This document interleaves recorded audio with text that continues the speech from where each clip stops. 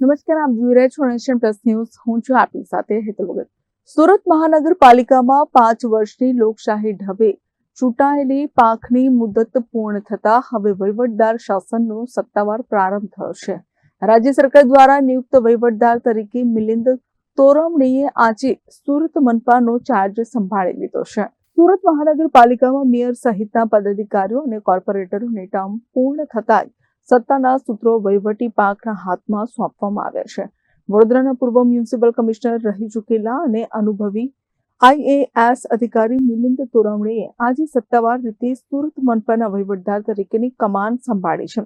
Mayor, deputy mayor અને સ્થાયી સમિતિના અધ્યક્ષ સહિતના પદાધિકારીઓની વિદાય બાદ હવે બોર્ડ અને સમિતિઓની સત્તા વહીવટદાર પાસે રહેશે. આગામી મ્યુનિસિપલ કોર્પોરેશનની ચૂંટણી યોજાય અને નવી ચૂંટાયેલી બોડી અસ્તિત્વમાં ન આવે ત્યાં સુધી શહેરના વિકાસ કામો, બજેટ અને વહીવટી નિર્ણયો લેવાની સંપૂર્ણ સત્તા મિલિંદ તોરવણે પાસે રહેશે.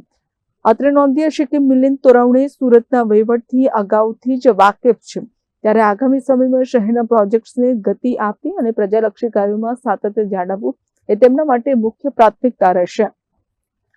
Bureau report, nation plus news, Surat. સમાચારોના સતત અપડેટ મેળવવા માટે અમારી નેશન પ્લસ ન્યૂઝની યુટ્યુબ ચેનલને સબસ્ક્રાઇબ કરો, બેલ આઇકન દબાવો અને જોડાયેલા રહો ફેસબુક, ઇન્સ્ટાગ્રામ અને ટ્વિટર પર.